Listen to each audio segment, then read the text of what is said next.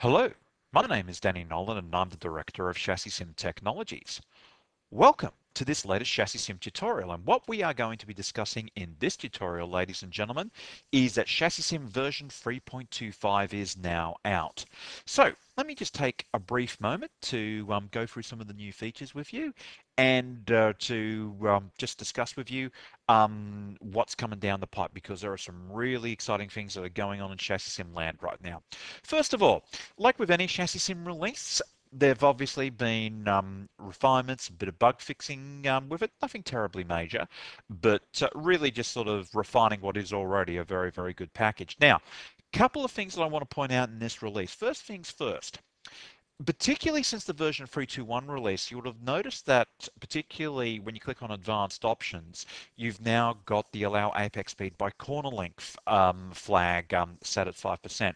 In version 3.2.5, given the feedback we've gotten from the ChassisSim community, that is now already preset to being on. So when you install it, you don't need to worry about going into advanced options and setting this up. It should be installed for you automatically. So really, for those, we've really found that to be really useful, particularly if you're dealing with really, really bumpy circuits. It just gives the ChassisSim algorithm a bit more wiggle room in terms of really nailing down those corner speeds. The other big thing that's coming down, the other big thing in the ChassisSim version 3.2.5 release is if you go into circuit and you've now got the option in circuit, click here to generate a full circuit. So what this will do is that if you've prepared your monster file, you can specify your target curvature file, your target bump profile, your target altitude road camber profile, and just click on to say that you want that generated.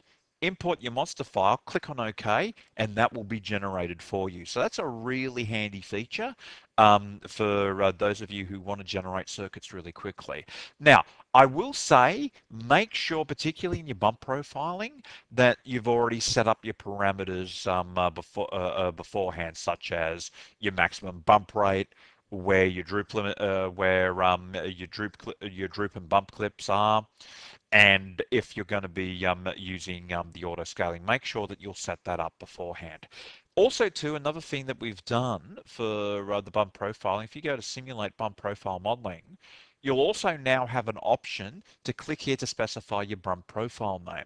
And really, that's sort of just as you will know, in the past, when you generate a bump profile, it'll generate a file called bumpprofile.dat in the same directory that your car file is in. This just allows you to nail down where you want to put it. Again, more just there for it's more just there for convenience, and probably a spin-off of the full circuit generation feature we've just discussed. However, the big news with ChassisSim version 3.2.5 is electric powertrains. So now you've got the ability to load in a electric powertrain that's basically based around a lithium polymer or a lithium ion cell, and you can specify the number of cells you've got in series, the number of cells in parallel, your cell capacity, your pack charge. And let me just take the opportunity here to load in a example car file so you can actually see what this is. Just a moment. So what I've just now done is loaded up a sample electric engine car. And just to show you what all this looks like, you've got here a complete cell discharge table. Now, this is ampere hours across the pack, and this is current draw in amps. And as you can see, you specify your voltage discharge table down the pack. The other thing too is that you've also got the opportunity here for complete cell thermal properties. So that will model as the pack gets hot and how that will affect discharge voltage, and that's actually proven to be a very, very good thing. The other thing too is that you've got your engine torque versus RPM and voltage map. That's a really, really good feature, and it will really allow you to nail that down. Now, a number of you will have seen my tutorial about electric powertrains for motorsport, parts 1 and 2. I'm going to be doing another one very shortly about some of the advanced engineering ramifications of electric powertrains, where I'm going to talk about that in more detail. You'll also will have seen some of my race car engineering articles about that. So I'd really encourage you to do that. And the great thing about this feature is with the electric powertrain feature is that you can now actually start to put numbers to this. You've also got an advanced engine efficiency map that's a function of RPM and a function of engine torque.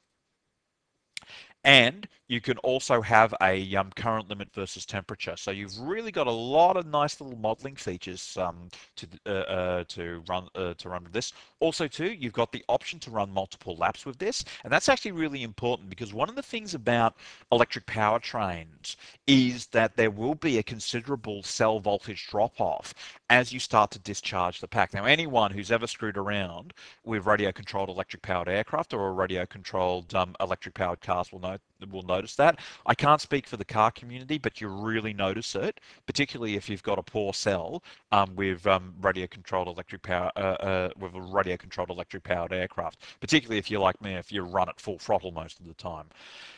The other thing too that we've done is that obviously, and this has been a request from our Formula E customers, is that you also have the function to vary throttle with lap distance, and that's really going to impact in terms of how how you discharge the battery throughout a certain how you discharge the battery throughout the lap. So you can really explore that as well.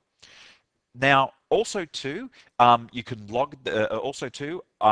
You can log current draw, pack voltage, cell so you can list cell voltage, pack current, and charge and discharge parameters through the data logs as well. Now, at present, that's enabled for Motec and enabled for Atlas.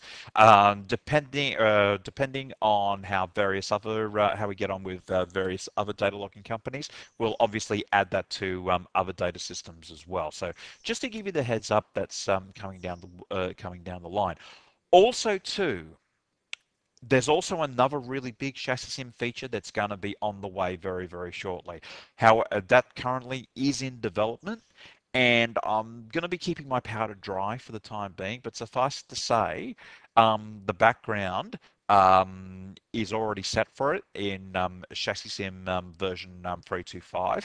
But I'm going to discuss that at another time. Now, this has been released, so those of you who are already in the ChassisSim community, you should have got your emails about what the various upgrades is involved. This is also on the online simulation.